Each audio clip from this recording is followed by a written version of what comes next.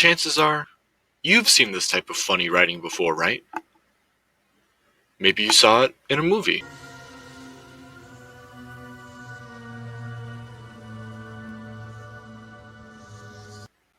Or maybe you saw it in a video game. Now, you may already know what these are called, but in case you don't, they're runes. Usually, we see them associated with the fantasy genre, and they are often given magical attributes or properties. But the truth is that while they may seem archaic, mystical, and even mythical to us, to some peoples they were very real, and very well, standard. So, let's rewind back a bit, shall we? And ask, what exactly are runes? Well, runes were originally used as an alphabet, meaning each symbol represented a sound. So just as most European languages today use the Latin alphabet, with some variations, for around 1500 years, runic alphabets were used by Northern European cultures that spoke Proto-Germanic and Germanic languages, Old English included. In runic alphabets, each letter also has a name that denotes something, usually either a concept or an object, and in different languages the same runes were often ascribed different names despite having the same sound. Therefore, runes could be read either as the literal name for which it stood for, or for the letter's sound. So for example, the rune Thorisas means giant in Proto-Germanic and Old Norse, but means thorn in Old English. However, the rune still also denotes the th sound in every language when written. Some other runes had consistent connotations in different languages, such as the rune Feu, which means wealth in both Proto-Norse and Proto-Germanic, as well as in later Old English and Old Norse. Runes can be read right to left to right, or even upside down. Sometimes all could even occur in the same inscription. Moreover, the direction you read the runes can give them different meanings, so translations have been tediously worked out and revised over the past couple centuries of scholarly study. The oldest recordings of runes date to the 2nd century of the Common Era in Scandinavian Denmark, but due to their complexity, scholars theorize they had already been in common use for around 100 years. Runes were adapted specifically in Northern Europe because of a lack of parchment, vellum, and ink. Paper wouldn't even be present in Northern Europe for at least another millennia, and handwritten bookmaking was expensive and time-consuming, and if practiced at all, was solely reserved for Bibles and religious texts. Runes, however, consisted of straight, angular lines, and as such, were easily carved into readily available materials such as stone, bone, antler, wood, and iron. This is not to say runes weren't used in traditional written manuscripts. They were, especially in early medieval Britain.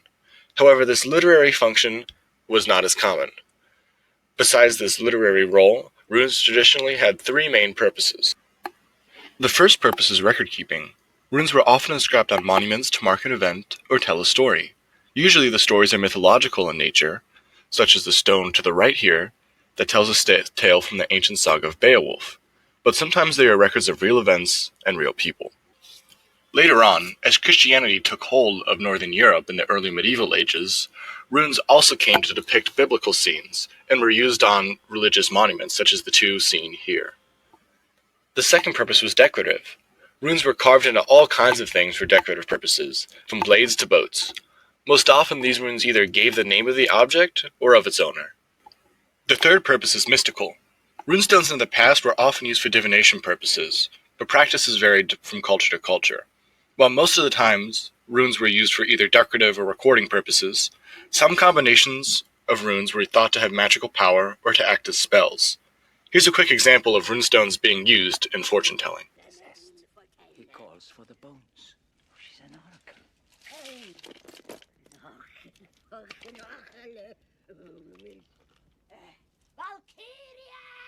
Now, how runes originated is hotly debated, and there are 2 main theories.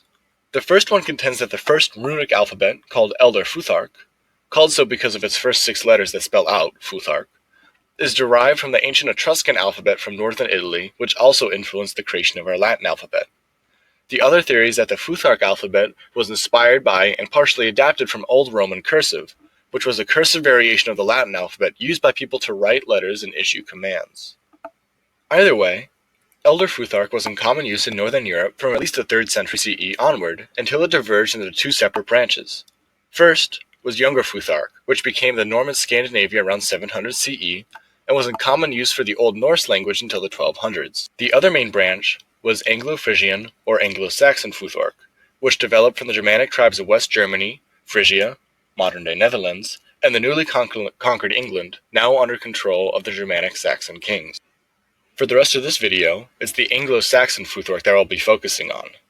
So this is what was originally used to write Old English before Latin script became widespread. It added about 5 more letters from the Elder Futhark and was widespread in England for around 500 years from the 400 CE to the 900 CE.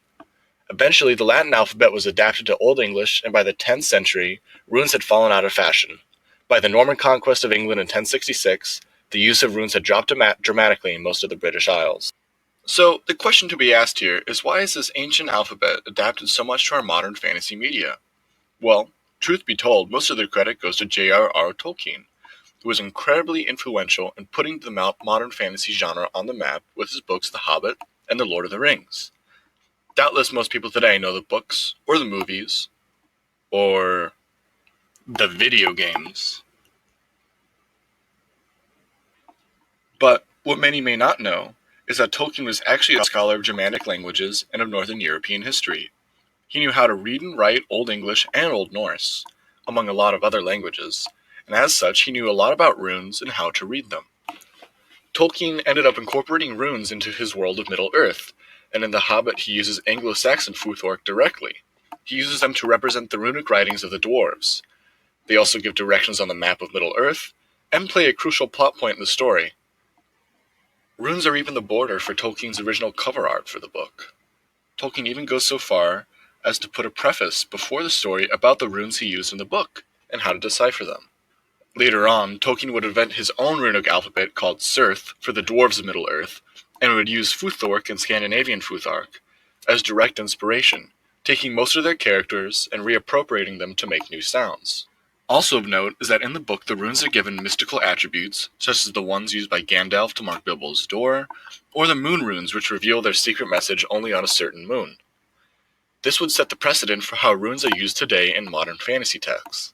Tolkien is without question the most significant fantasy author of the 20th century, and his direct legacy is still palpable today. He essentially created the high fantasy genre and redefined what we think of as fantasy.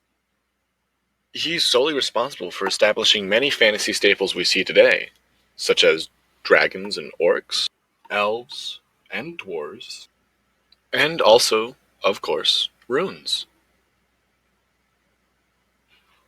Because his influence is so foundational to modern fantasy texts of all sorts, it only makes sense that runes would also be adapted by later creators. They're ancient, foreign yet historical, mysterious, and cool-looking, perfect for fantasy worlds of all variety. So when you ask yourselves where those runes come from, the answer is both from history and from the man who adapted history to create our modern fantasy. So, I hope this video was informative and gave a brief introduction to runes and why we end up seeing them so much today. Thank you so much for watching, and one love.